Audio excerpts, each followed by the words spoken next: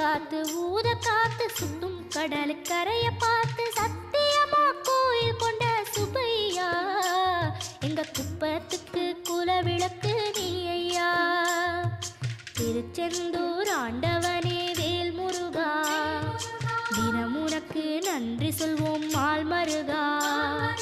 திருவடியில் தவமிருப்போம் திருமுருகா தீர்ப்பெழுது நலமென